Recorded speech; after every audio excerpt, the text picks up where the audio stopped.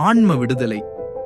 நம் மாணவர்கள் அனைவரும் ரொம்ப கவனமாக உள்வாங்கி புரிதலோடு உணர்ந்து தெளிவடைந்து இந்த கலையை பயன்படுத்த வேண்டும். இந்த கலை உங்களுக்கு எதுக்காக கொடுக்கப்படுகிறதுனா, உங்கள் வீட்டில் முன்னோர்கள் இறந்தவர்களுக்கு ஆன்ம விடுதலைக்காக. ரொம்ப கவனமாக இதை பயன்படுத்துங்கள். இந்த மந்திரத்தை பௌர்ணமி பொழுதில் தான் பயன்படுத்த வேண்டும். இந்த மந்திரத்தை உங்களை சார்ந்த யாருக்கு வேண்டுமானாலும் நீங்கள் கொடுக்கலாம். வியாபாரமாகவோ தொழிலாகவோ நினைத்து இந்த மந்திரத்தை கொடுத்தீர்கள் என்றால் நீங்களும் இறந்து போவீர்கள். பிறகு உங்க சாவிற்கு தான் இந்த மந்திரத்தை பயன்படுத்த வேண்டும். இந்த மந்திரத்தை எனக்கு கொடுத்தவர் ஸ்ரீ ராமச்சந்திரமூர்த்தி, பதஞ்சலி, 2 பேரும் உருவமில்லாத பேர் அலைவரிசை. இந்த மந்திரத்தை பயன்படுத்தி தான் பல மாணவர்களுடைய முன்னோர்களுக்கு நாம் ஆன்ம விடுதலை கொடுத்து வந்தோம். தற்காலிகமாக நாம் தியானத்தில் வேற வடிவத்தில் இருப்பதால் அதை நேரடியாக உங்களிடமே கொடுக்கிறோம். நீங்கள் இந்த மந்திரத்தை 9 முறை உச்சரியுங்கள்.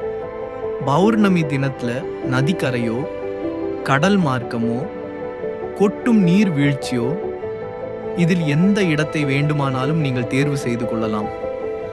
இந்த இடத்துக்கு போக முடியாதவங்க தன்னுடைய வீட்டுக்கு வெளியில் தரைப்பகுதியில் வீட்டுக்கு வெளியில் வைத்து தான் கொடுக்க வேண்டும். கையில் ஒரு செம்பில் தண்ணீர் எடுத்துக்கொண்டு இறந்தவர்களை உள்முகமாக நினைத்து கொண்டு இந்த மந்திரத்தை சொல்லவும் பிறவா நிலை வேண்டும். பிறந்து இறந்து இறந்தவர்களுக்காக இக்கண பொழுதே சிவத்தால் ஆன்ம விடுதலை.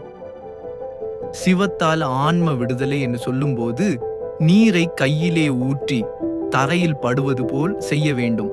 இதை முடித்தவுடன் உப்பு தண்ணீரில் நீராட வேண்டும். நதியிலோ அருவியிலோ குளிக்கச் சென்றால் கையில் கொஞ்சம் கல் உப்பை வைத்துக்கொண்டு நீங்கள் நீராட வேண்டும். இதை முடித்துவிட்டு 3 பேருக்கு அன்னதானம் செய்ய வேண்டும். அவர்களை பசியாற்ற வேண்டும். நீங்கள் இதை ஆத்மார்த்தமாக செய்தால் இறந்தவர்களுடைய ஆன்மா சாந்தி அடையும். உலகத்திலேயே ரொம்ப உயர்ந்த இடம் 2 இருக்குது. ஒன்று காசி, மற்றொன்று ராமேஸ்வரம். காசி ராமேஸ்வரம் போக முடியாதவர்கள் நாம் எந்த வழிமுறையை காட்டி கொடுக்கிறோமோ அந்த வழிமுறையை பின்பற்றுங்கள். இதை இறந்தவர்களுக்கு ஒரு முறை தான் கொடுக்க வேண்டும். ஒவ்வொரு மாதமும் கொடுக்கக்கூடாது. இதை ஒரு நல்ல வடிவத்தில் பயன்படுத்திக் கொள்ளுங்கள்.